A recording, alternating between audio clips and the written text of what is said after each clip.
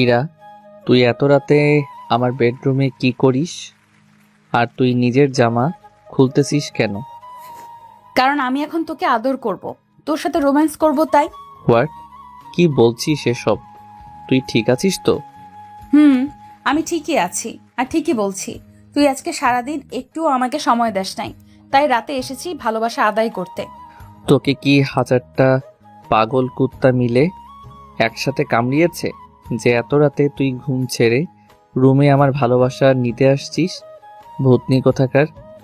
এক্ষুনি আমার রুম থেকে যা বলছি, নয়তো কেউ আমাদের এভাবে অন্ধকার রুমে দেখলে বুঝবি তখন কি হবে। কি? তুই আমাকে আবার ভূতনি ডাকলি? খবরদার আমাকে ওসব ভূতের নামে ডাকবি না, না হলে কিন্তু তোর এমন জায়গায় লাথি মারবো না যে সারা জীবনেও তখন আর আব্বু ডাক শুনতে পারবি না। ছি ছি, নাউজুবিল্লাহ! এসব কি বলছিস তুই? খুব বড় ডাইনি, খুব কথা শিখেছিস তাই না? দাঁড়া, আমি কালই চাচ্চু চাচ্চিকে সব বলবো তোকে বিয়ে দিয়ে অতি শীঘ্রই শ্বশুরবাড়ি পাঠিয়ে দিতে। তাহলে তোর অত্যাচার থেকে আমি তখন একটু রেহাই পাবো। ওকে মিস্টার আবির, বলে দিও, সমস্যা নাই, বিয়ে তো তোমার সাথেই হবে। বলে একটা জাদুর ঝাপটি দিয়ে আবিরের বুকের উপর লাফ দিয়ে শুয়ে পড়লাম। আউ! ওরে মারে আব্বুরে! আমার বুকের হাড্ডি গুড্ডিগুলো মনে হয় সব গেল রে। কি হয়েছে, সামান্য এইটুকুতেই চিৎকার করছো? আমি কি খুব বেশি ভারী নাকি যে তোমার বুকের উপর একটু ঝাঁপি দিয়ে পড়তেই তুমি কাগজের ফটোকপি হয়ে গেলা? তা নয় তো কি! তোর মতো এরকম একটা আটার বস্তা হুট করে যে কারো বুকের উপর এসে পড়লে যে কারোরই হার্ট অ্যাটাক হয়ে যাবে, ফটোকপিও হয়ে যেতে পারে। কি বললি হনুমান? আমি আটার বস্তা না, আমি মাত্র 42 কেজি আর তুই 50। সেদিক থেকে আমার চেয়ে তুই মোটু। অবশ্য তাতে আমার কোনো অসুবিধা নেই। তোর অসুবিধা না থাকলেও আমার আছে। ডাইনি, সর এখন আমার উপর থেকে। এত রাতে আমার রুমে কি চুরি করতে আসছিস? মন, তোর মনটাকে চুরি করতে আসছি। ভালোভাবে যখন সেটা পাচ্ছি না, তাই জোর করেই সেটা নিজের নামে করে নিতে আসছি। দেখ ইরা, আমি তোকে আগেও বলেছি আর এখনো বারবার বলছি, তুই আমার চাচাতো বোন হোস। আমি তোকে সবসময় একজন ভালো বন্ধু আর বোনের চোখে দেখে এসেছি, তাই আমি কখনোই তোকে আমার ওর চোখে দেখতে পারবো না। সমস্যা নাই, দেখতে না পারলে চোখ বন্ধ করে রাখবি। আর কেন, চাচাতো বোন আর চাচাতো ভাইয়ের কি কখনো বিয়ে হয় না, প্রেম হয় না? আমি তো ছোটবেলা থেকেই তোকে ভালোবাসি আর বরাবরই তোকে আমার বরের চোখে দেখে আসছি। আমার বিয়ে হলে তোর সাথেই হবে। বললেই হলো নাকি? ইম্পসিবল। এই ইরা চাইলে সবই পসিবল। এখন চুপচাপ আমাকে তোর বুকে শুয়ে থাকতে দে, নয়তো আমি এখন উঠে গিয়ে তোর আব্বু আম্মুর কাছে গিয়ে বিচার দিব যে তুই এত রাতে রুমে বসে বসে সিগারেট খাচ্ছিলি। এই দেখ, আমার কাছে কিন্তু এরকম একটা ভিডিও আছে। আরে হ্যাঁ, আমি তো ভিডিওটা দেখে অবাক। যদিও ভিডিওটা আমার নয়, কিন্তু অন্ধকার রুমে একটি ছেলে বসে বসে সিগারেট খাচ্ছে আর মুখ দেখা যাচ্ছে না, এরকম একটা ভিডিও দেখিয়ে ইরা আমাকে ভয় দেখাচ্ছে। ইরা, এইটা তো আমি না তুই। এই ভিডিও কোথায় পেলি? জানি, এটা তুই না ফেসবুক থেকে নামিয়েছিলিস। ভিডিওটা আমি চাচু চাচ্চিকে এটা দেখিয়ে বিশ্বাস করাবো যে এটা তুই। দেখ বোন, কসম লাগে এরকম দুষ্টুমি করিস না। দেখি ফোনটা আমার হাতে দে। কি আবার বোন বললি? যাচ্ছি, আমি ভিডিওটা দেখিয়ে আসি, দাঁড়া, তারপর আমি তোর 12টা বাজাচ্ছি। বোন বলবো না তো কি বলবো? তুই তো আমার চাচাতো বোনই লাগিস। না, বোন লাগি না আমি তোর। আমি হবার পর আমার আম্মু আর কোনো ছেলে হয় নাই। তুই আমাকে বউ বলবি, বউ, বুঝেছিস কুত্তা? ঠিক আছে বউ, মানে চাচাতো বউ। সমস্যা নেই, চাচা তো বউই চলবে, আমি উত্তর দিব। অনেক ভয়ে ভয়ে ওর ব্ল্যাকমেল থেকে বাঁচতে ওর কথাই সায় দিলাম, কেননা আমার আব্বু আম্মু সহ বাসার সবাই ইরাকে প্রচণ্ড পরিমাণে ভালোবাসে আর বিশ্বাস করে। তাই ইরা মিথ্যা কোনো কিছুকে বানিয়ে বললেও সবাই সেইটাকেই সত্য বলে বিশ্বাস করে নেবে। তখন আব্বু আম্মু সবাই মিলে আমাকে 7 সমুদ্র পরিমাণ বকে দিবে। কি হলো, কি ভাবছিস? কিছু ভাবছিস না যে? না, কিছু না। জড়িয়ে ধর। কাকে? আমাকে জড়িয়ে ধর, আমার ঠান্ডা লাগছে। তাহলে রুমে গিয়ে ঘুমাও। ঘুমিয়ে গেলে আর ঠান্ডা লাগবে না। চুপ, একদম বেশি কথা বলে আমাকে রাগিয়ে দিবি না। চুপচাপ যা বললাম সেটা কর, জড়িয়ে ধর। ঠিক আছে, ধরলাম। শক্ত করে জড়িয়ে ধর বলে আবিরের মাথার চুলগুলোকে টানতে লাগলাম। আও, ধরছি। চুল ছাড়, আমার লাগছে। কথাটা পুরোপুরি বলা শেষ না করতেই তখন ইরা আমার ঠোঁট জোড়াটা ওর দখলে নিয়ে নিল আর খুব যত্ন সহকারে আমাকে কিস করতে থাকলো। আমি কোনো প্রকার বাধাও দিতে পারছি না, কারণ ও ওর হাত দুটো ধরে আমার হাত চেপে ধরে রাখছে। প্রায় 5 মিনিট এক নিঃশ্বাসে আমার ঠোঁটের উপর অত্যাচার করার পর ছাড়লো। দুজনেই খুব হাঁপাচ্ছি। ইরা আমার বুকের উপর মাথা দিয়ে জোরে জোরে শ্বাস নিচ্ছে আর ওর হাতের আঙুল দিয়ে আমার ঠোঁট স্পর্শ করছে। উফ, এত মিষ্টি হট ঠোঁট তোর, কাছাকাছি আসলেই নিজের কন্ট্রোল যেন হারিয়ে ফেলি, ছাড়তে ইচ্ছে করছে না। আর একটু হলে তো মেরেই ফেলতেছিলা। সরি গো চাচাতো বর, খুব বেশি শ্বাস আটকে ছিল তাই না? ঠিক আছে, তাহলে আজ আর কিস করবো না, শুধু তোমাকে কোলবালিশ করে খানিকক্ষণ জড়িয়ে ধরে থেকে ঘুমাবো। কোনো কথা বলবে না, নয়তো এই যে ভিডিও আর একটা সিগারেটও জোগাড় করে ধরিয়ে নিয়ে গিয়ে সবাইকে দেখাবো। যা বাবা, এই মেয়ে তো আমাকে ব্ল্যাকমেইল করিয়েই মারবে দেখছি। একটু আগে আমার ঠোঁটের উপর দিয়ে যা ঝড় বয়ে গেল না জানি। এখন বেশি কথা বললে আবার কি হয়, সেই ভয়ে খানিকক্ষণ চুপ করে থাকলাম। আর ইরা আমাকে জড়িয়ে ধরে আমার বুকের উপর শুয়ে থাকলো। ইরা আমার বুকের উপর শুয়ে আছে আর একটু পর দুষ্টুমি করে আমার গায়ে জড়ানো শার্টের বোতাম কটা খুলে আমার বুকে হাত বুলাচ্ছে। এভাবে প্রায় 30 মিনিট কেটে যাওয়ার পর ইরা একসময় আমার বুকে শুয়েই ঘুমের ঘোরে ঢুলতে থাকে। ইরা, এই ইরা। ডাকলি কেন? তো সুন্দর খোলা বুকে মাথা রাখতেই তো আমার ঘুম চলে আসছিল। অনেক হয়েছে, এখন প্লিজ যা। রাত প্রায় 1:30 বাজে।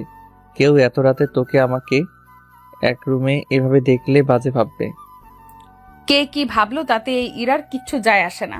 আচ্ছা, আমি এখন যাচ্ছি, কাল আবার আসবো। এই বলে ইরা চলে গেল। এবার আপনাদের ওদের পরিচয় দেওয়ার পালা।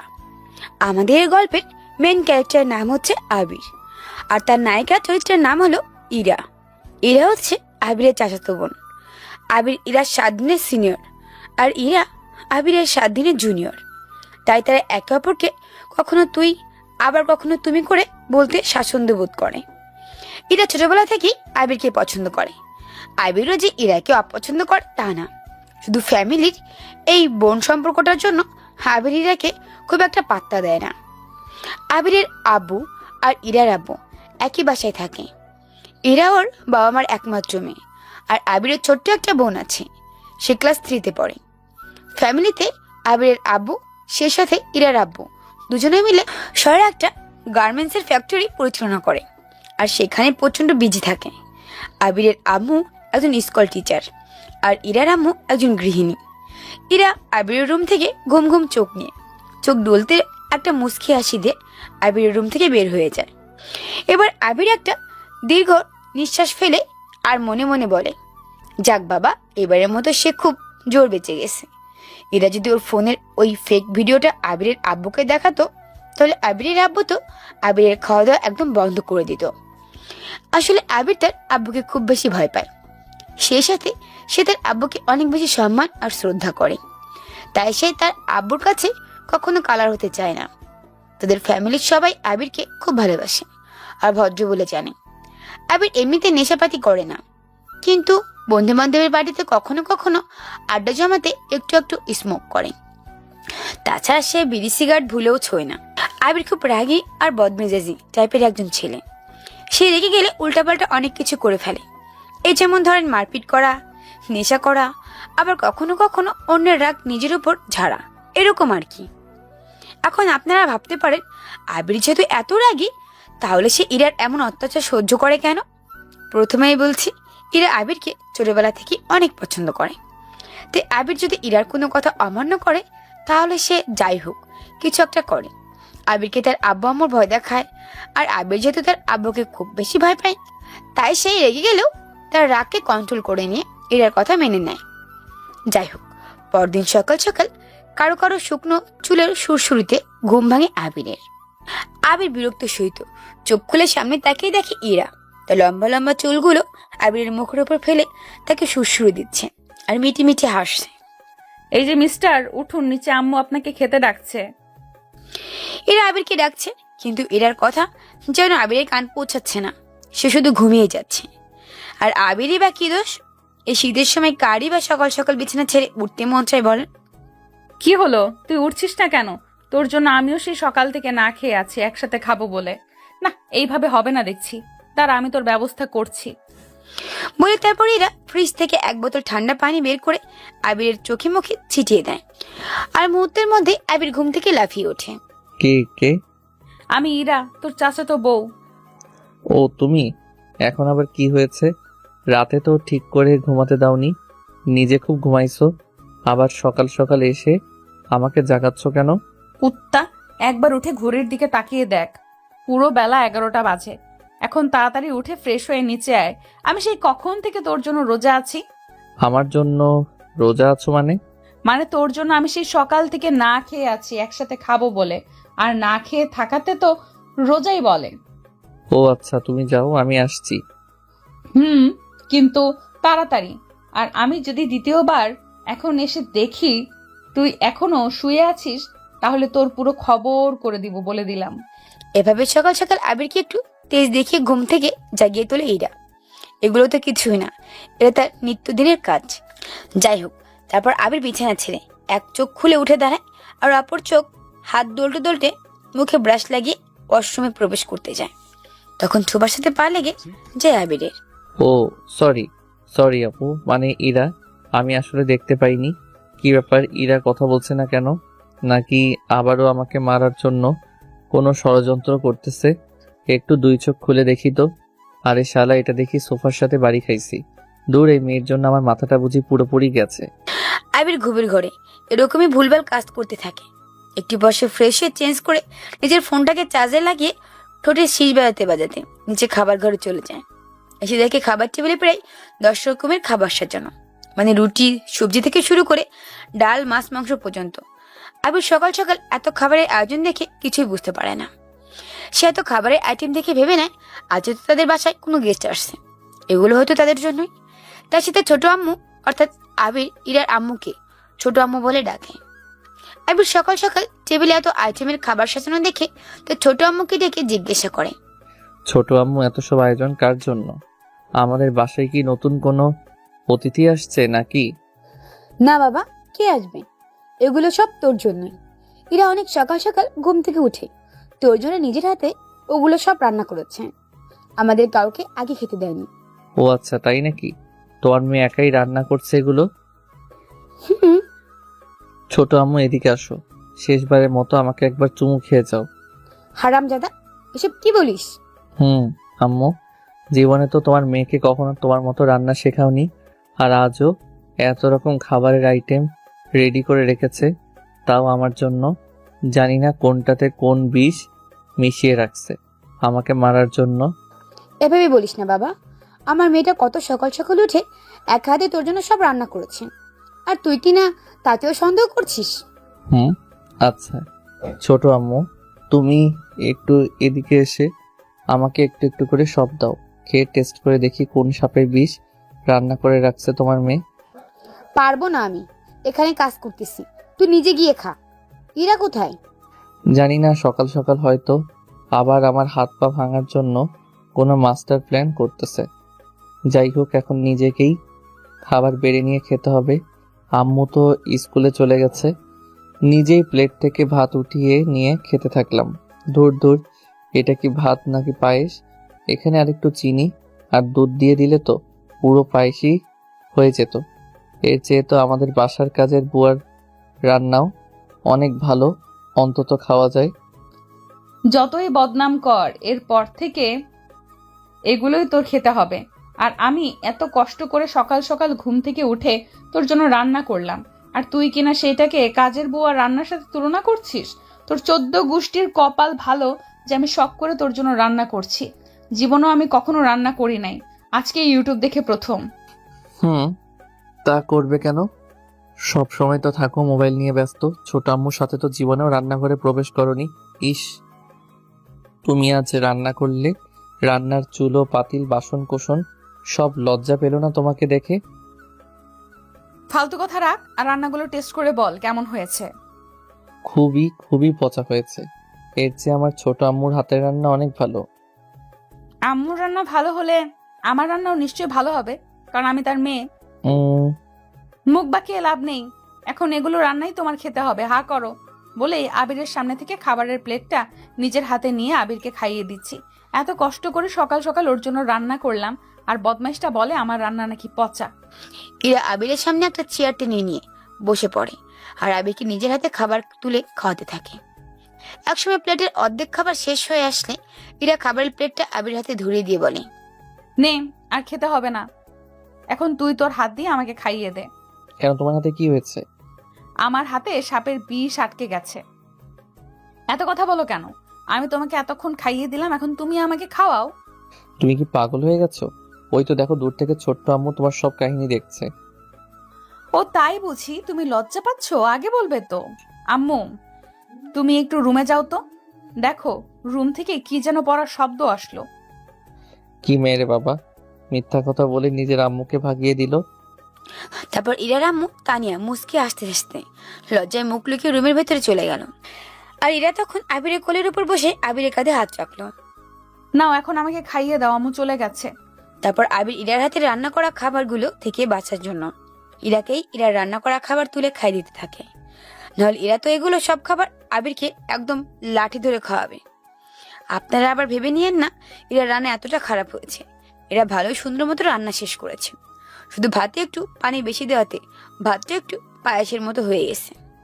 আর তরকারিতে লবণ বেশি হওয়াতে তাতে একটু চিনি মিক্স করে দিয়েছে। আর রুটি গোল করে বানাতে রুটি কম্পাস দিয়ে গোল করে দাগ করে কেটে নিয়েছে আমাদের ইরা। যাই হোক, এখন গল্পে আসি। এরা আবিরের কোলে বসে খাবার খেতে থাকে। খাওয়া শেষ হলে এরা আবিরের কোল থেকে উঠে আশেপাশে তাকিয়ে দেখে কেউ দেখেছে কিনা। তারপর সুযোগ বুঝে হঠাৎ ইরা আবিরের গালে একটা চুমু দিয়ে তার রুমে দৌড় দেয়। এরা দৌড়ে রুমে যেতে যেতে ও রুমের সামনে গিয়ে ঠাস করে আছাড় খেয়ে পড়ে যায়। ঠিক হয়েছে, একদম ঠিক হয়েছে। আল্লাহ যেন আমার মনের কথা শুনছে। সবসময় আমাকে ব্ল্যাকমেল করে না, এখন মজা বুঝো, হা হা হা। কুত্তা, তুই নিশ্চয়ই আমায় মনে মনে গালাগালি দিচ্ছিলি, তাই না? দাঁড়া, নড়বি না তুই, আমি আসতেছি।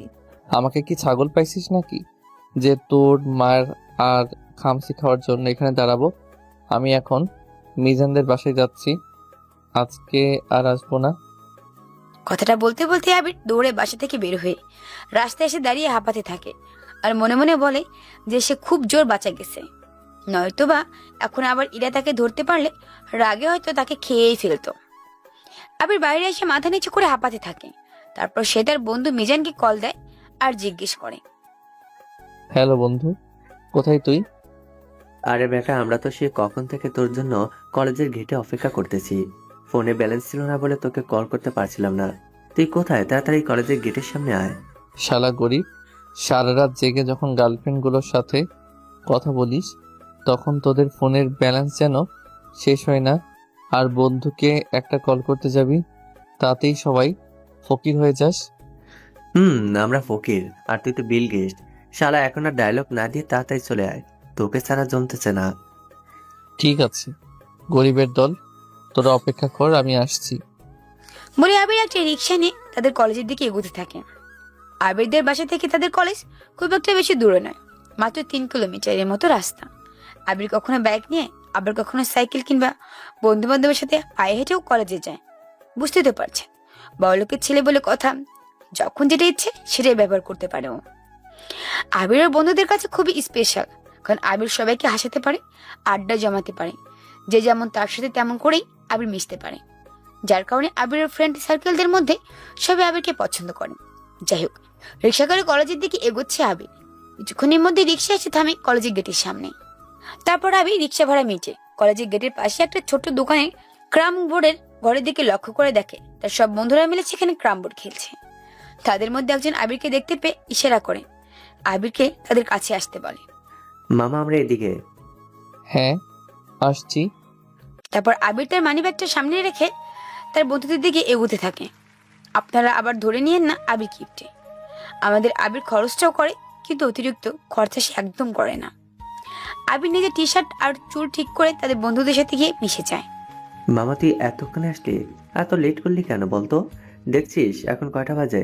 একটু পরই তো কলেজের ক্লাসে বেল পড়ে যাবে। আড্ডা দিব কখন? কলেজের বেল পড়ে যাবে তো কি হয়েছে? কেন, তুই কি আজ ক্লাস করবি না? না, আজ কোনো ক্লাস হবে না। আজ সারাদিন মিলে আমরা আড্ডা দিব, অনেক চিল করব। ঠিক আছে, তুই যখন বলছিস তাহলে তাই হবে। এমনিতেও অনেক দিন ধরে খুব একটা জমি আড্ডা দেওয়া হয় না। হ্যাঁ চলো সবাই, আজ ভরপুর আড্ডা মারতে হবে। তারপর আবির তার সব বন্ধুদের নিয়ে পুরো কলেজের ক্যাম্পাসে জুড়ে আড্ডা দিতে থাকে। আবির একটু রাগী টাইপের হয়, কোনো স্যার ম্যাডাম আবিরকে কোনো কিছু বলে না। আবির সবাইকে নিয়ে সেদিন সারাদিন অনেক আড্ডা মাস্তি করে এরপর দুপুরে তাদের নিচ থেকে ট্রিটও দেয়। তাই সবাই সেদিন অনেক মজা করে। দুপুর থেকে রাত 9টা অবধি তারা একসাথে লেকের পাড়ে আড্ডা দেয়।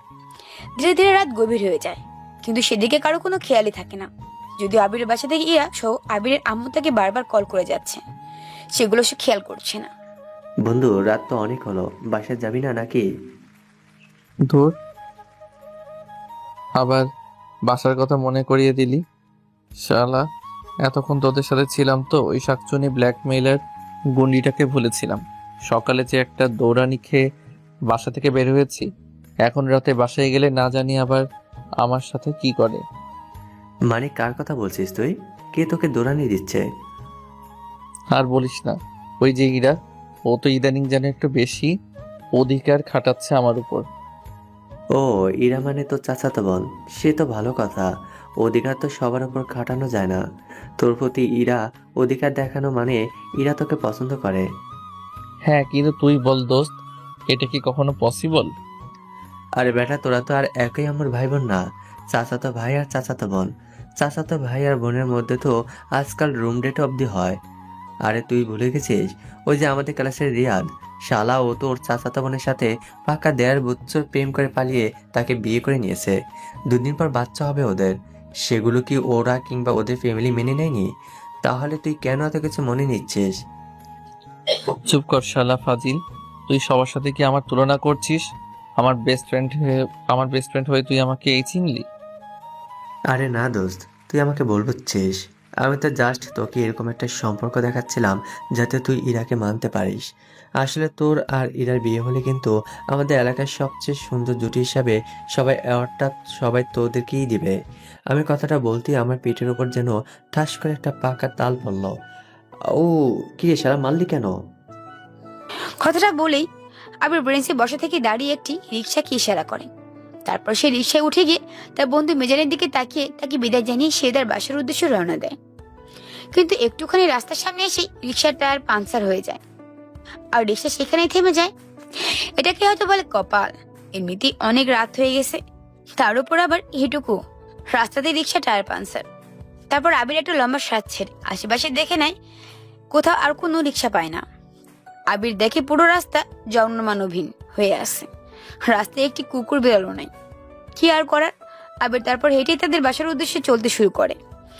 আবির তাদের বাসার সামনে এসে তাদের বাসার মেইন দরজা নক করতেই আবিরের আম্মু এসে দরজা খুলে দেয়। তারপর আবির ভেতরে প্রবেশ করে। আবির ভেতরে আসতেই তার আব্বু তার সামনে এসে দাঁড়ায় আর তাকে বকতে থাকে, কোনো ভদ্রঘরের ছেলে এত রাত অবধি বাসার বাইরে থাকে না। তুমি দিন দিন কেমন যেন চেঞ্জ হয়ে যাচ্ছ। এত রাত হয়ে গেছে, তুমি কি টের পাওনি? তোমার ফোন কোথায় ছিল? ফোন কেন রিসিভ করতে পারছিলে না? এসব নিয়ে অনেক কথা শোনাতে থাকে আবিরের আব্বু। আবিরের আব্বু রাগী গলায় এমন চিৎকার করে, কথাগুলো বলতে শুনে আবিরের ছোট আম্মু অর্থাৎ ইরার আম্মু তানিয়া তার রুম থেকে বের হয়ে বাইরে আসছে। এসে দেখে আবিরের আব্বু আবিরকে বকে দিচ্ছে। এটা দেখে সে অনেক কষ্ট পায় যে আবিরের ছোট আম্মু তানিয়া সে আবিরকে প্রচন্ড বেশি ভালোবাসে। তাই কেউ আবিরকে বকলে কিংবা আবিরের গায়ে হাত তুলে সে সেটা সহ্য করতে পারে না। আবিরকে বকতে দেখে তানিয়া আবিরের সামনে এসে দাঁড়ায়। আহ ভাইজান, কি করছেন? ছেলে মানুষ, এই বয়সে একটু একটু বাইরে আড্ডা দিবি, ছেড়ে দেন না। ও তো প্রতিদিন আর এভাবে বাইরে থাকে না, হয়তো আজ কোনো কারণে আটকা পড়ে গিয়েছিল, তাই বলে বাসায় আসতেই আপনাকে বকতে শুরু করবেন? এটা কেমন কথা? আরে ফাজিল, কোথায় থাকিস? বাইরে গেলে বাসায় ফেরার কথা আর মনে থাকে না নাকি? সময়ও দেখিস না তুই? যা রুমে যা। আর একদিনও যদি এত রাত করে বাইরে থাকিস তাহলে একটা চড় দিয়ে তুই সব দাঁত ভেঙে ফেলবো, বলে দিলাম। রুমে যা। ব্যাস, তাই নিয়ে এভাবে আবিরকে তার আব্বুর হাত থেকে বাঁচিয়ে নেয়। তারপর আবির রুমে এসে চেঞ্জ করে ওয়াশরুমে গিয়ে ফ্রেশ হয়ে নেয়। আবির ওয়াশরুম থেকে বের হয়ে আয়নার সামনে এসে নিজের চুল ঠিক করতে থাকে। তখন আবির হঠাৎ আয়নার তাকিয়ে দেখে তার পেছনে ইরা কেমন একটা অগ্নি দৃষ্টি নিয়ে তাকিয়ে আছে। মনে হচ্ছে যেন একটা রাগী ষাঁড়। ও যে কিনা এক্ষুনি আবিরকে পেছন থেকে এসে গুঁতো দেবে। আবির ড্রেসিং টেবিলে আয়নার মধ্যে ইরাকে দেখে বিশ্বাস করতে পারে না।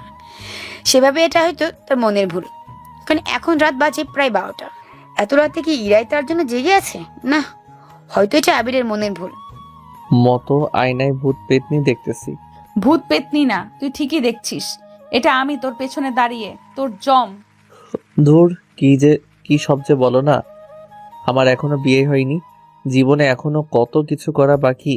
আর যমরাজ তো আসে মানুষের আয়ু ফুরিয়ে গেলে। তাহলে কি এই শিশু বয়সেই আমার আয়ু ফুরিয়ে গেছে যে জম সোজা রাতেই আমার রুমে চলে আসছে? শোনা, আমি তোমাকে তোমার আয়ু ফুরানোর আগেই তোমাকে গিলে কাঁচা খেয়ে নিব। এতক্ষণ আমার ভয়েই নিশ্চয়ই বাসায় বাসায় আসতে লেট করতেছিলি, আমাকে কষ্ট দিচ্ছিলি। না, ওই আসলে একটু। বলতে হবে না, আমি সব বুঝি। খাওয়া শেষ করে আবার রুমে আসবি, নয়তো তোর খবর আছে। আচ্ছা, আসবো। তারপর ইরা আবিরকে আরো কিছু বলতে চায়, কিন্তু বলতে পারে না, কারণ তখন আবিরের আম্মু আবিরের জন্য তার রুমে খাবার নিয়ে আসছিল। তাই ইরা চলে যায়। তারপর আবির ডিনার সেরে নিয়ে কথার মতো ইরার রুমের সামনে যায়, কিন্তু এত রাতে সে ইরার রুমের ভেতর প্রবেশ করতে সে ভয় পায়। কি হলো, আমার রুমে আসতে কি ভয় পাচ্ছিস? না মানে, ওই একটু সাহস জোগাচ্ছিলাম আর কি। যেমন সবাই চিড়িয়াখানায় ঢুকতে গেলে মানুষ বুকে ফু দেয় না, সেরকম আর কি। কি, তুই কি আমার রুমকে চিড়িয়াখানা বললি? না না, আমি তো তোমার রুমের সৌন্দর্যের বর্ণনা দিচ্ছিলাম বলেই ইরা রুমের ভিতরে প্রবেশ করলাম। দেখি ইরা খাটের উপর বালিশে হেলান দিয়ে বসে আছে। হইছে, আর আমার রুমের বর্ণনা দিতে হবে না, দরজা আটকে দে। কেন দরজা আটকাবো কেন? আরে দরজা না আটকালে সবাই দেখে ফেলবে না। আচ্ছা দিচ্ছি, এখন বলো কেন ডাকছো? সকালে আমি যে দরজার সামনে পা স্লিপ করে পড়ে গেলাম, কোমরে খুব ব্যথা পেয়েছি। একটু ব্যথার পেস্ট লাগিয়ে দে। আমি কেন তোমার কোমরে হাত দিতে যাব? তুমি ব্যথা পেয়েছো, তুমি লাগাও। তোর জন্য যখন আমি পড়ে গেছি তখন তুই আমার সেবা করবি, আর আমার হাত কোমর অবধি পৌঁছায় না। কিন্তু আমি নিজেকে সামলাতে পারবো না। সামলাতে না পারলে তাতে চেপে থাকবি। না, আমি পারবো না। আমি কিন্তু তোর জন্য সারপ্রাইজ রেখেছি। এই দেখ, পুরো 1 প্যাকেট অরেঞ্জ ফ্লেভারের সিগারেট। এগুলো সব তোর। আমি জানি তুই মাঝে মাঝে এগুলো খাস। এই রে, রাতে ঘুমানোর আগে মাঝে মধ্যে 2-1টা করে লুকিয়ে রুমে সিগারেট ধরাতাম। সেগুলো কি ইরা আবার কখনো দেখে ফেলেছে নাকি?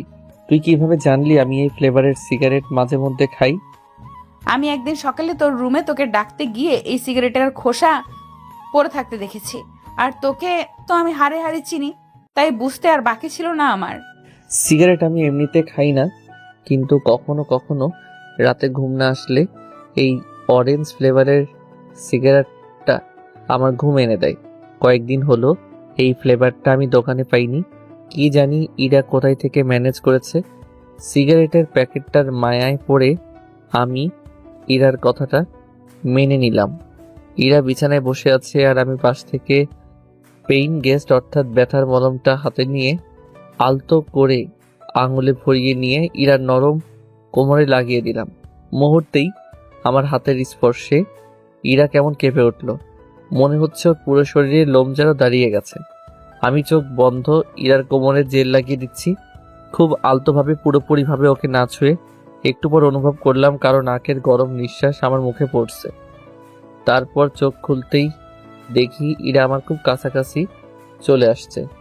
বুঝলাম এই মেয়ে এখন আবার আমার সাথে উল্টাপাল্টা কিছু করতে চলেছে।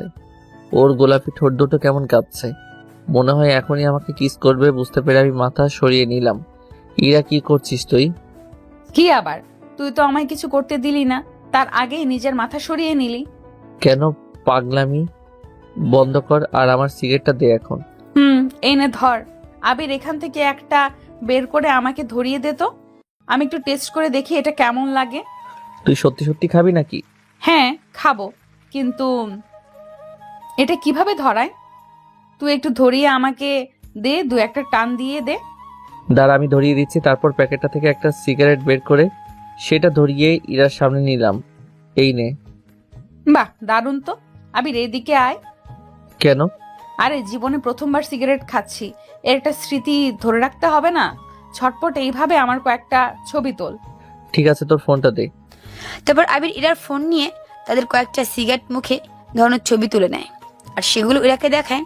বাহ, অনেক সুন্দর ছবি তুলেছিস তো। হয়েছে এবার তো ফোন হয়েছে, এবার তো আমি যাই। যা। এই বলে আবির ইরার রুম থেকে বের হয়ে সোজা নিজের রুমে এসে চুপচাপ শুয়ে ঘুমিয়ে পড়ে। পরদিন সকাল সকাল ঘুম ভাঙলে আবির ঘুম থেকে উঠে ফ্রেশ হয়ে খাওয়া দাওয়া শেষ করে তার কলেজে চলে যায়। দুদিন ধরে সে কলেজে যায়নি, তাই আজ সে তার কলেজ মিস করেনি। আবির সারাদিনের কলেজে সে সাথে বন্ধুদের সাথে আড্ডা দিয়ে বিকেলে বাসায় আসে। বিকেলে আবির বাসায় আসতে তার ছোট বোন লামি এসে তার সাথে জেদ করে। ভাইয়া, আমার চকলেট এনেছো? আমাকে চকলেট দাও। বড়ি, এই নে তোর চকলেট বলে লামিয়াকে কোলে তুলে নিয়ে ওর কপালে একটা চুমু দিলাম। কিন্তু কথা হচ্ছে আমি ইরাকে আশেপাশে কোথাও দেখছি না। তারপর আবির লামিয়াকে কোল থেকে নামিয়ে নিয়ে তার রুমে চলে যায়। আবির রুমে গিয়ে ড্রেস চেঞ্জ করে ফ্রেশ হয়ে খাবার খেয়ে নেয়। তারপর সন্ধ্যাবেলা আবির তার রুমে একা একা বসে বই পড়তেছিল। তখন হঠাৎ ইরা আবিরকে রুমে এসে আবিরের পাশে এসে বসে। আমির ভাবছে ইরা হয়তো পড়তে আসে, তাই সে আর কিছু বলেনি। একটু পর ইরা আবিরের পাশ থেকে উঠে গিয়ে দরজা লাগিয়ে দিল আর আবিরের কাছে আবার এসে বসলো। কিরে, তুই দরজা কেন লাগাচ্ছিস? কারণ সারাদিন আমি যেটা করতে পারি নাই এখন সেটা করব। মানে কি করবি তুই? এই যে তোর কোলে বসে তোর ঠোঁটে কিস করব। না, এটা হয় না। তুই আমার চাচাতো বোন হোস। তুই যখন তখন এভাবে আমাকে কিস করতে পারিস না। বেশি কথা বললে আমি কিন্তু এখন চিৎকার করব। তারপর সবাই এসে জিজ্ঞেস করলে আমি সবাইকে বলবো তুই আমাকে তোর রুমে আটকে রেখে আমাকে রেপ করতে চাইছিলি। তুই আমার নামে এত বড় একটা মিথ্যা বলতে পারবি? আমি তোর ভালোবাসার জন্য সব করতে পারবো। আমি ইরার কথায় আর কোনো উত্তর দিতে পারলাম না, কারণ আমি বললেও কেউ আমার কথা বিশ্বাস করবে না। ইরা যেটা বলবে সেটাই। আমি চেয়ারে বসে বই হাতে নিয়ে বই পড়তেছিলাম। দিয়ে আমাকে জড়িয়ে ধরে ওর ঠোঁট আর আমার ঠোঁট এক করে দেয়। কতক্ষণ এভাবে ছিলাম জানি না। এরপর আমি ইরাকে ছেড়ে দিতেই ইরা বলল, এতক্ষণে যেন একটু সুস্থ লাগছে। জানিস আমি সারাদিন তোকে অনেক বেশি মিস করছি। সুযোগের অপেক্ষায় ছিলাম কখন তুই কলেজ থেকে ফিরবি আর আমি তোকে দেখবো, তোর সাথে দুষ্টুমি করব। আমি তো সেই বিকেলেই কলেজ থেকে ফিরেছি। বাসায় এসে তো তোকে কিংবা ছোট আম্মু কাউকে দেখিনি। আমি বাসায় তোর আসার অপেক্ষা করতে করতে শেষমেশ আম্মুর সাথে একটু পাশের বাসার আন্টির ওখানে গিয়েছিলাম। ও তা আদর তো করলি, এবার আমাকে ছাড়। ছাড়বো না। তোর কি গলা টিপে মেরে ফেলবো নাকি? শোন, আমার হবু শাশুড়ি মানে তোর আম্মুর কাছ থেকে শুনলাম কাল আমাদের বাসায় নাকি গ্রাম থেকে তোর কোন এক বোন আসবে। বোন কে আসবে? সেসব আমি জানি না, আমি শুধু আম্মুর কাছ থেকে যেটুকু শুনলাম সেটাই তোকে বলছি। যেই আসুক তুই কিন্তু একদম কালকে সারাদিন বাসায় থাকবি না। তাহলে কোথায় যাব? আমাকে নিয়ে ঘুরতে যাবি। যদি না নিয়ে যাই? যদি না যাস তাহলে এই দেখ, সেদিন আমার রুমে তুই যে আমাকে সিগারেট ধরিয়ে দিয়ে এতগুলো ছবি তুলে দিলি, এগুলো সব নিয়ে গিয়ে আমি তোর আব্বুকে দেখাবো আর বলবো, বড় আব্বু দেখো তোমার ছেলে জোর করে আমাকে সিগারেট খাইয়েছে আর ভিডিও করে নিয়েছে। এখন বলতেছে এগুলো নাকি ও ইন্টারনেটে ছেড়ে দিবে সামান্য কিছু লাইক কমেন্ট আর ভিউ পাওয়ার জন্য। তারপর বড় আব্বু যখন তোকে বানাবে না তখন বুঝবি মজা। আপনারা দেখলেন তো ইরা ঠিক কোথায় আমাকে ব্ল্যাকমেল করে ওর কথায় বাধ্য করে নিল। সেদিন তো আমি নিজে ইচ্ছে করে ইরার হাতে সিগারেট ধরিয়ে দেইনি, বরং ও নিজেই তো আমার হাতে সিগারেটের প্যাকেটটা ধরিয়ে দিয়ে সেটা ওকে দিতে বলল। আর ওর ফোনে সেই ছবিও আমাকে স্মৃতিস্বরূপ তুলে দিতে বলল। এখন সেই ছবিগুলো দিয়েই আমাকে ব্ল্যাকমেইল করছে ইরা। আমি জানি আমি যতই না বলি না কেন ইরার কথা আমাকে মানতেই হবে। তাই আর কোনো কিছু ভাবনা চিন্তা না করে ইরাকে বললাম কাল কখন যেতে হবে। সকাল সকাল যাব, তারপর সারাদিন ঘুরে রাতে বাসায় আসবো। কিন্তু বাসায় কি বলে ম্যানেজ করবি সব? সেসব নিয়ে তোর ভাবতে হবে না। তুই ওগুলো আমার উপর ছেড়ে দে। আচ্ছা, তাহলে কাল সব ম্যানেজ করে সময় মতো রেডি থাকিস। তারপর ইরা তার রুমে চলে যায় আর আবির বসে বসে পড়তে থাকে। রাতে খাওয়ার সময় হয়ে আসলে তারা সবাই একসাথে খাবার ঘরে বসে ডিনার করে নেয়। তারপর যে যার রুমে চলে যায়। রাতে ইরা আর আবিরের কাছে যায় না। আবির সকাল সকাল ঘুম থেকে উঠে চোখ খুলে দেখে ইরা তার বুকের উপর শুয়ে আছে আর দরজাটাও একটু খোলা। তাই সে তাড়াতাড়ি করে ইরাকে জাগিয়ে দিয়ে বলে, ইরা, তুই আমার রুমে কখন আসলি? আর এভাবে আমার বুকের উপর শুয়ে আছিস কেন? কি করব, রাতে অনেকক্ষণ জেগেছিলাম, কিছুতেই ঘুম আসতেছিল না।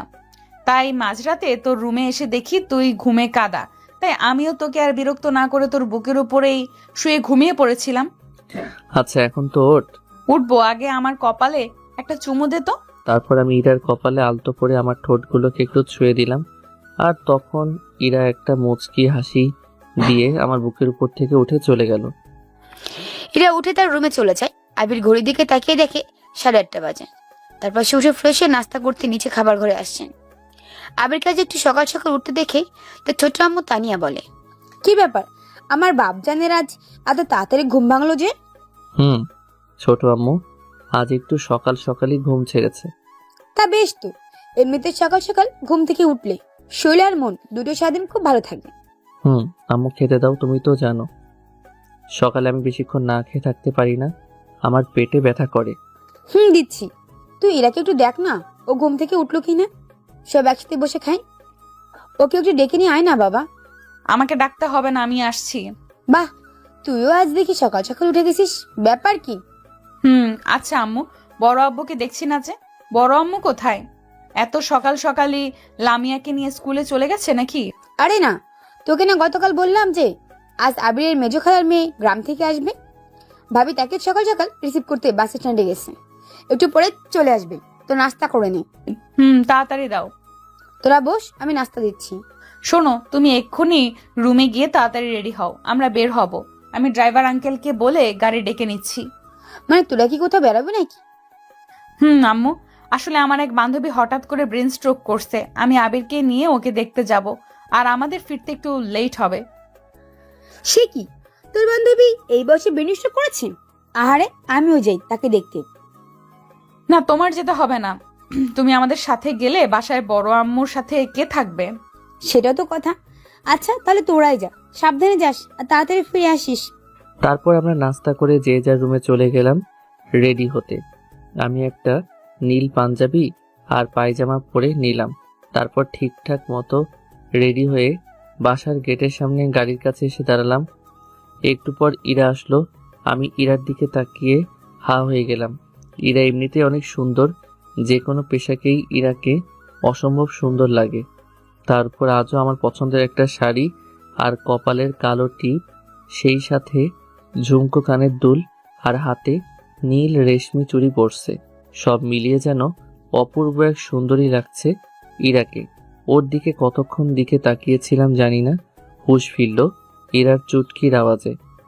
এই যে মিস্টার আবির, যাবেন না? যাব। তারপর আমরা দুজনেই একটু মুচকি হাসি হেসে দিলাম আর গাড়িতে উঠে বসলাম। ইরা ড্রাইভারকে আমাদের সাথে যেতে নিষেধ করে দিয়েছে, তাই ড্রাইভার শুধু বাসার সামনে গাড়ি রেখে সে চলে গেছে। আমি বিসমিল্লা বলে গাড়ি স্টার্ট করলাম। ড্রাইভ করছি আর একটু পর পর ইরাকে দেখছি। কিছুক্ষণ পর ইরাকে নিয়ে চলে আসলাম একটা পার্কে। আবির ইরাকে নিয়ে চলে আসে একটা পার্কে। তারপর তারা সেখানে তাদের গাড়িটাকে পার্ক করে দুজনে ভিতরে প্রবেশ করে আর পার্কটাকে ঘুরে ঘুরে দেখতে থাকে। আবির আর ইরা দুজনের হাত ধরে পাশাপাশি হাঁটছে আর গল্প করছে।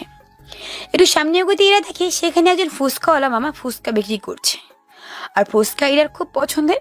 তাই তারা সেখান থেকে 2 প্লেট ফুচকা নিয়ে দুজনে খেতে থাকে। তারপর তারা আর একটু সামনে এগোতে একটা ছেলেকে বাদাম বিক্রি করতে দেখে। তারা সেখান থেকে 200 গ্রাম বাদাম কিনে নেয়। এরপর তারা একটা ব্রেঞ্চের উপর গিয়ে বসে। আবির ইরার কোলে মাথা রেখে শুয়ে ব্রেঞ্চে পা দুলাতে থাকে, আর ইরা বাদামের খোসা ছাড়িয়ে একটা একটা করে আবিরের মুখে দিতে থাকে। সেখানে তারা অনেকটা সময় কাটায়। তার কিছুক্ষণ পর ইরা হঠাৎ বলে ওঠে, আবির, আমার না শরীরটা কেমন যেন করতেছে, একটু মাথায় হাত বুলিয়ে দে না আমার। কি কি হয়েছে তোর? তোর কি খুব বেশি খারাপ লাগতেছে? চল বাসায় চল, না, যাব না। তুই একটু খানিকক্ষণ জড়িয়ে ধর আমায়, তাহলে সব ঠিক হয়ে যাবে। এখানে সবার সামনে তোকে জড়িয়ে ধরবো? হ্যাঁ, তা নয় তো কি। পার্কে তো মানুষ এরকম সময় কাটাতেই আসে প্রেমিকের সাথে। আচ্ছা দেখি কি হয়েছে তোর। বলেই ইরাকে কাছে টেনে নিলাম, আর ইরা তখন চোখ বন্ধ করে খানিকক্ষণ আমার কাঁধে মাথা রেখে আমাকে জড়িয়ে ধরে বসলো। আবির, তুই আর এই নীল পাঞ্জাবিটা কখনোই পরবি না। কেন? কারণ এটা পরলে তোকে খুব বাজে দেখায়।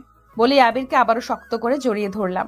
আমার বরটার দিকে কতগুলো মেয়ে তাকিয়ে আছে তার কোনো হিসাব নেই।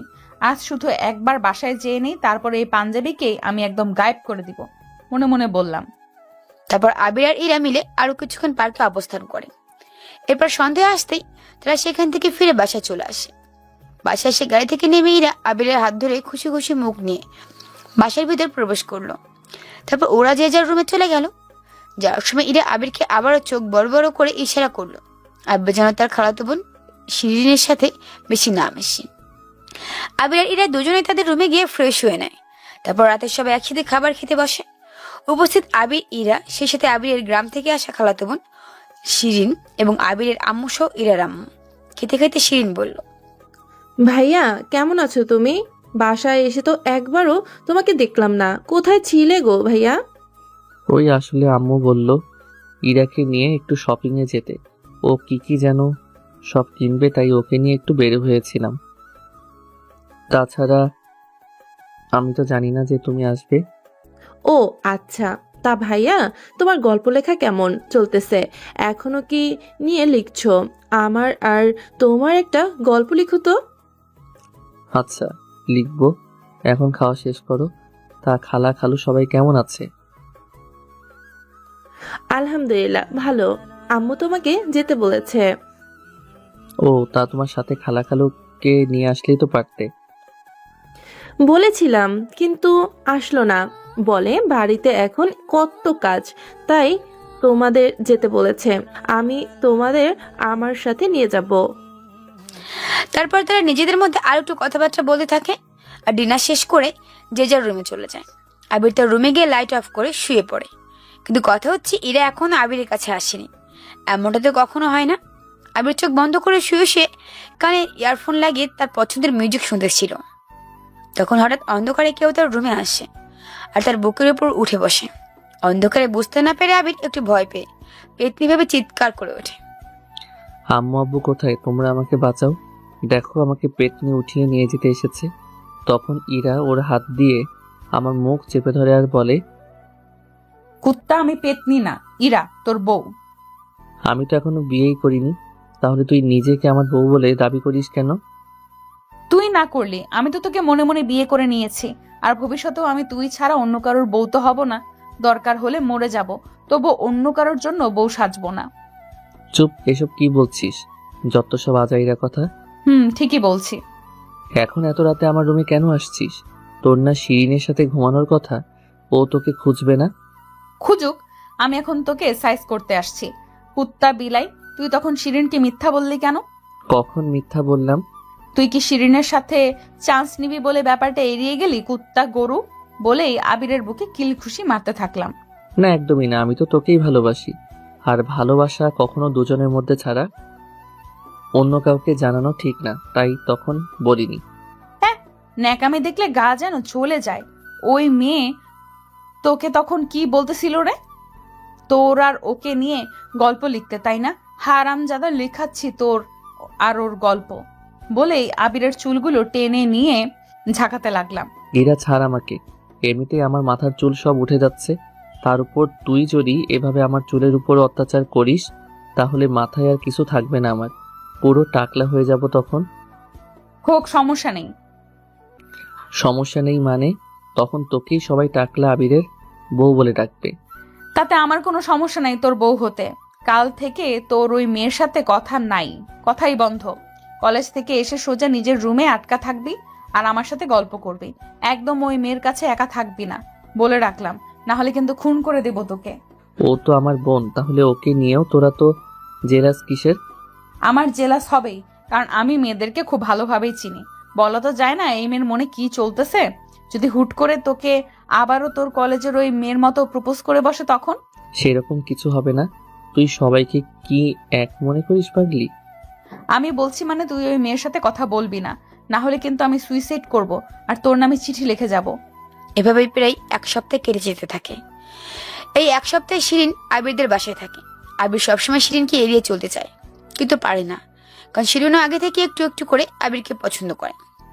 আর আবিরকে তার মনের কথা বলতে শিরিন এবার একা তাদের বাসায় আসছে।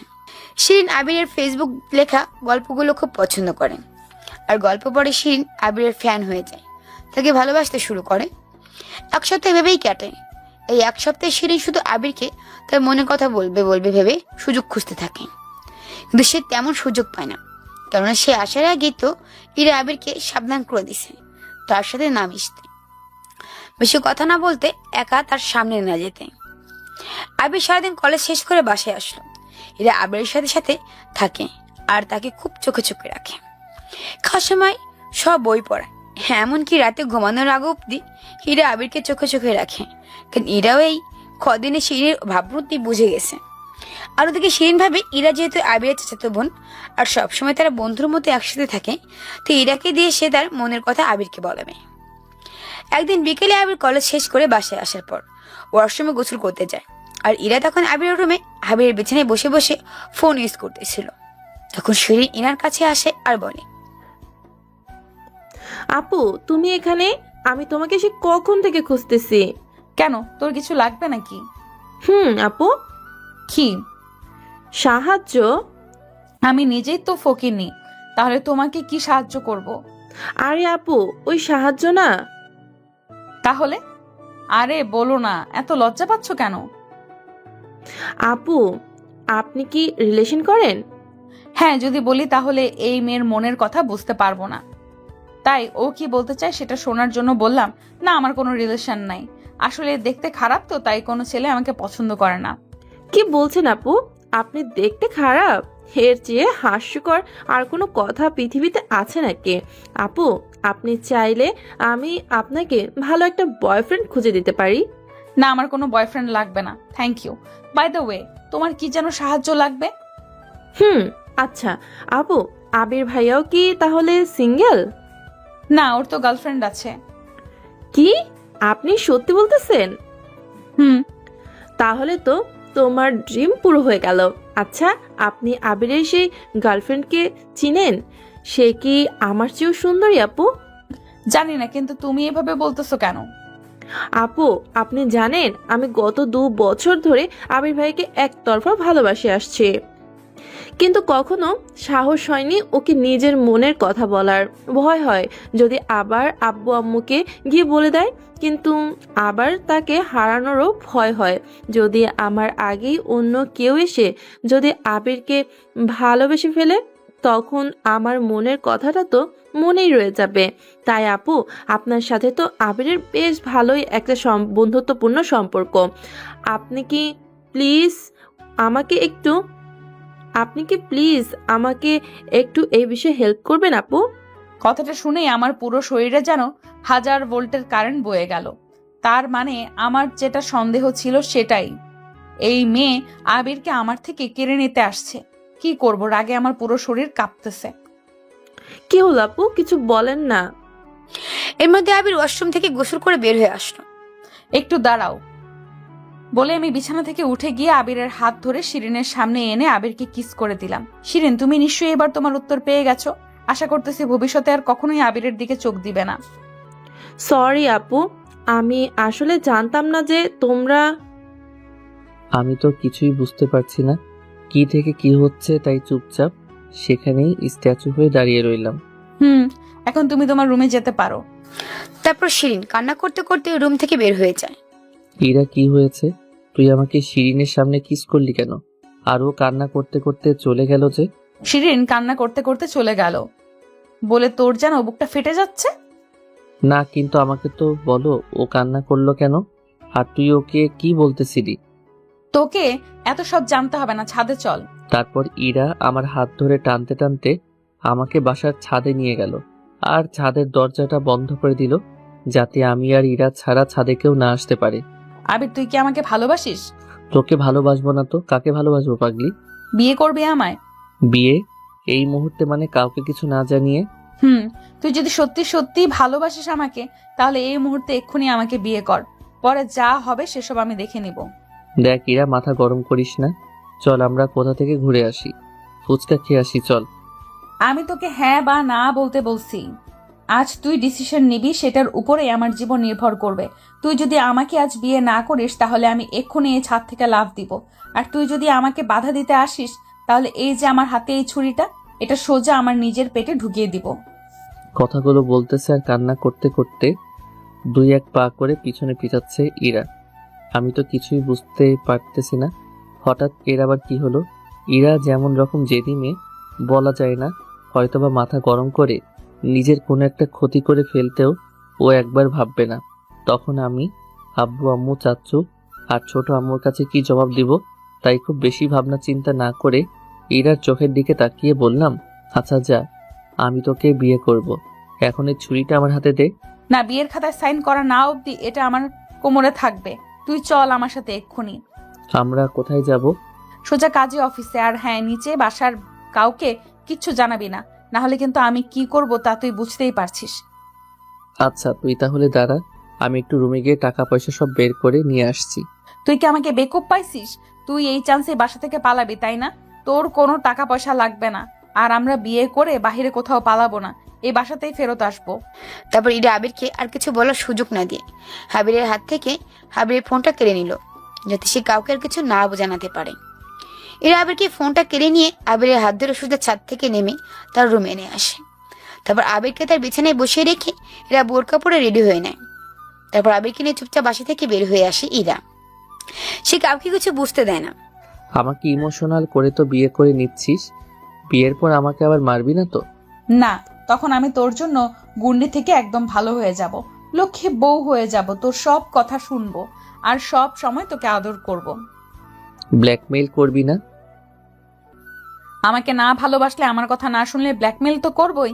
এর থেকে তোর কোনো নিস্তার নেই। ইরা আর আমি দুজন পাশাপাশি রিকশায় বসে কাজী অফিসে যাচ্ছি। আমার কত শখ আহ্লাদ ছিল যে মার্ক 5 অথবা BMW এ করে বিয়ে করতে যাব, আর সেখানে কি না আমার কপালে 3 চাক্কার রিকশায় উড়ে উড়ে বিয়ে করতে যাচ্ছি, তাও আবার কাউকে কিছু না জানিয়ে।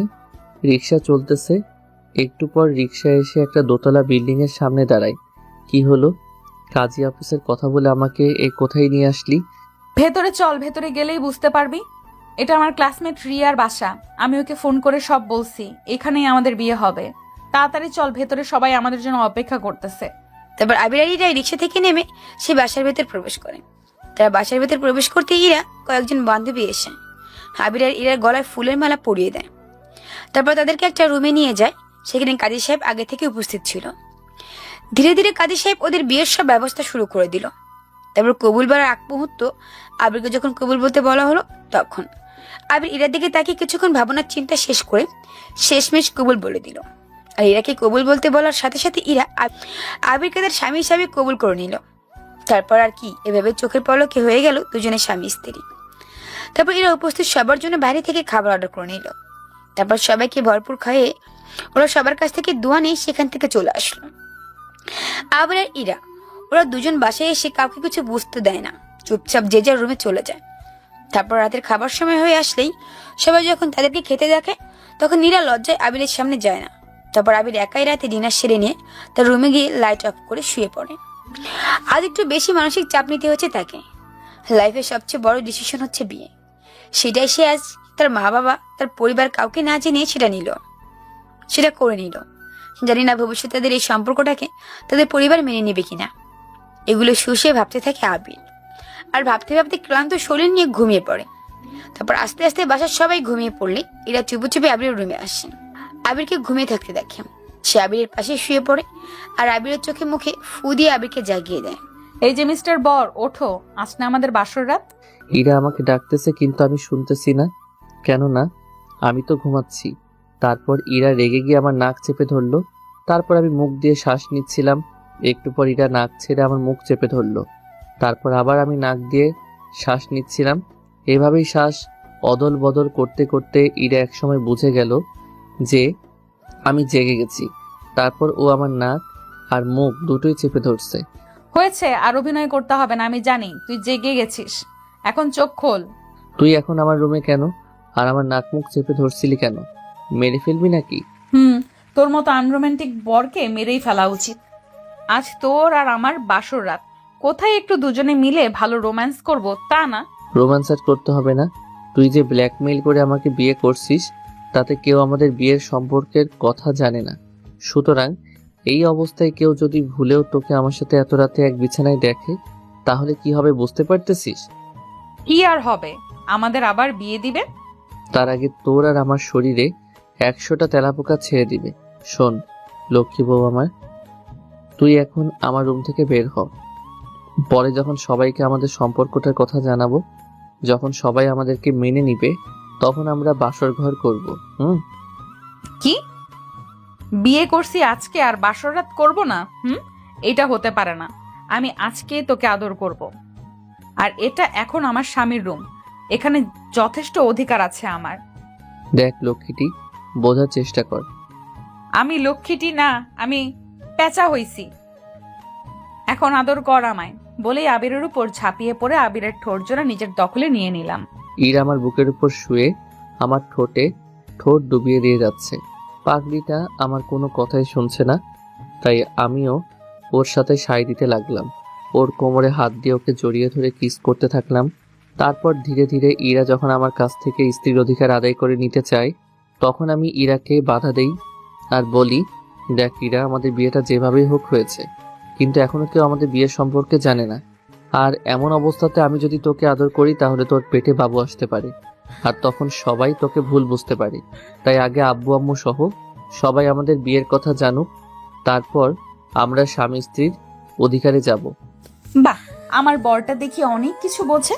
আচ্ছা তাহলে ঠিক আছে, কিন্তু আমি এখন থেকে তোমার সাথে ঘুমাবো, তাও তোকে জড়িয়ে ধরে তোর বুকে লেপ্টে। আচ্ছা ঠিক আছে, কিন্তু সেটা তাহলে সবার ঘুমানোর পর। বাসার সবাই ঘুমিয়ে গেলে তুই আসবি, আর ভোরবেলা সবাই আবার ঘুম থেকে ওঠার আগে তুই তোর রুমে যাবি। আচ্ছা ঠিক আছে, তাই হবে। এখন একটু উঠে দাঁড়াতো। তারপর আমি উঠে দাঁড়াতেই ইরা আমার পায়ে সালাম করলো। আরে আরে কি করছিস? ওঠ ওঠ। শুনেছি বিয়ের প্রথম রাতে স্ত্রীদের স্বামীর পা ছুঁয়ে সালাম করতে হয়। আবির সত্যি করে একটা কথা বলতো, তুই কি সত্যি আমাকে ভালোবাসিস, নাকি আমি তোকে ব্ল্যাকমেল করাতে তুই আমাকে বিয়ে করতে রাজি হলি? সত্যি কথা বলবো? সত্যিটাই বল। আসলে আমিও তোকে অনেক আগে থেকে ভালোবাসি, যা কখনো বলা হয়নি। ইরা, তুই হয়তো জানিস না আমি তোকে অনেক ভালোবাসি। ভালোবাসি তোর পাগলামিগুলোকে, ভালোবাসি তোর অধিকার খাটানোগুলোকে, আর সবচেয়ে বেশি ভালোবাসি আমার ব্ল্যাকমেইলার গুন্ডি চাচাতো বোন, সরি বউকে। আমিও তোকে অনেক ভালোবাসি, কারণ একমাত্র তুই আমাকে এমন সহ্য করিস, কখনো বিরক্ত হোস না। অনেক ভালোবেসে ফেলেছি তোকে, তাই আমি তোকে কখনো হারাতে চাই না বলেই তোকে এইভাবে বিয়ে করে নিয়েছি। ও ও আবার কি? বাসর রাতে আমার গিফট কোথায়? তোর বউকে কিছু দিবি না? আমার কাছে তো এই মুহূর্তে তেমন কিছু নেই, শুধু হাতের এই ব্রেসলেটটা ছাড়া। এটা আজ থেকে আমার, আর সাথে তুইও, বলেই আবিরকে খুশিতে আবারও জড়িয়ে ধরে বিছানার পাশে নিয়ে ঘুমিয়ে পড়লাম। এভাবে আরো এক সপ্তাহ কেটে যায়। এখন এরা আবির একসাথে থাকতে সবাইকে লুকিয়ে ঘুমায়। রাতে বাসায় সবাই ঘুমিয়ে পড়লে এরা চুপে চুপে আবিরের রুমে আসেন, আর আবিরকে লেপ্টে জড়িয়ে ধরে আবিরের পাশেই আবিরের বিছানায় ঘুমায়। তাদের স্বামী স্ত্রীর সম্পর্ক এভাবে চলতে থাকে। একদিন হঠাৎ খুব সকাল সকাল ইরার আম্মু ইরাকে ডাকতে ইরার রুমে যায়। দেখে ইরা রুমে নেই। তারপরে ইরার আম্মু আবিরের রুমে উকি দিয়ে দেখে ইরা আবিরের বুকে আবিরকে লেপ্টে ধরে ঘুমাচ্ছে। এসব দেখে সে নিজের চোখকেই যেন বিশ্বাস করতে পারে না। তারপরে এর আম্মু তানিয়া ওদেরকে কিছু বুঝতে না দিয়ে সরাসরি আবিরের আব্বু আম্মুকে বিষয়টা খুলে বলে। তারপর সবাই মিলে সিদ্ধান্ত নেয় ওদের বিয়ে দিবে। আসলে ওদের বিয়ে সে ছোটবেলা থেকেই ওদের মা বাবা ঠিক করে রেখেছিল, তাই তো ওদের একসাথে এতটা ক্লোজলি আসতে দিছে। যাই হোক, সকালে সবাই একসাথে নাস্তা করার সময় ইরার আম্মু আবির আর ইরাকে উদ্দেশ্য করে বলে, বেশ ভালোই এগিয়েছো দুজন। আমরা চেয়েছিলাম তোরা বড় হলে তোদের বিয়ে দিতে, কিন্তু তোরা তো তার আগেই। আম্মু তুমি কি বলতেছো? চুপ, আর আমাদের চোখ ফাঁকি দিতে হবে না। আমি আজকে সব দেখছি। যাই হোক, যা হবার হয়েছে। আমরা সবাই তোদের বিয়ে ঠিক করেছি, আগামীকালই তোদের বিয়ে। আমি লজ্জায় কোনো কথা বলতে পারতেছি না। চুপচাপ মাথা নিচু করে আবার নাড়াচাড়া করে যাচ্ছি। বড় আব্বু, আম্মু, আমি তোমাদেরকে কিছু বলতে চাই। তারপর ইরা আব্বু আর ওর আম্মুকে আমাদের বিয়ের কথাটা বলে, যেটা শুনে সবাই আরো অবাক হয়। এটা কিভাবে তোরা করলি? আমরা তোদেরকে সারপ্রাইজ দিতে গিয়ে তো নিজেরাই সারপ্রাইজ হয়ে গেলাম। যাই হোক, আমরা তোদের আবারও ধুমধাম করে বিয়ে দিব। আগামীকালই তোদের বিয়ে। তারপর ওর কথা মতো তখন থেকে বাড়িতে পুরো বিয়ের ধুম পড়ে যায়। আগামীকাল আবির আর ইরার বিয়ে। আপনারা সবাই আমন্ত্রিত। আজ সারাদিন ধরে বিয়ের কেনাকাটা চলতে থাকে। ধীরে ধীরে তাদের ফ্যামিলির দাওয়াতের সব লোকজন আসতে থাকে। তারপর পরের দিন সকাল থেকে শুরু হয় বিয়ের আয়োজন। সারাদিন বিয়ের আনন্দ শেষে বিকেলে বিয়ের পড়ানো হওয়ার পর খাওয়া দাওয়া শেষ করে আবিরকে ইরার রুমে সাজানো ফুলের বাসর ঘরে পাঠানো হয়। আর সারাদিন ইরাকে আবিরের সামনে যেতে দেওয়া হয়নি, তাই ইরাও আবিরকে দেখার জন্য খুব চটপট করতেছিল। আবির বাসর ঘরে প্রবেশ করতেই ইরা দৌড়ে এসে আবিরকে জড়িয়ে ধরে আর কান্না করতে করতে বলে, কোথায় ছিলি? এত লেট করলি কেন আমার কাছে আসতে? তুই জানিস সবাই আমাকে তোর কাছে যেতে দিচ্ছিল না। পাগলি, তাই বলে এমন ছোটদের মতো কান্না করছিস কেন? আজ না আমাদের বাসর রাত, তুই প্রথমে এরকম কান্না করলে বাসর হবে কিভাবে? আজ কিন্তু তোকে খুব আদর করব, দেখবো কত আদর খেতে পারিস।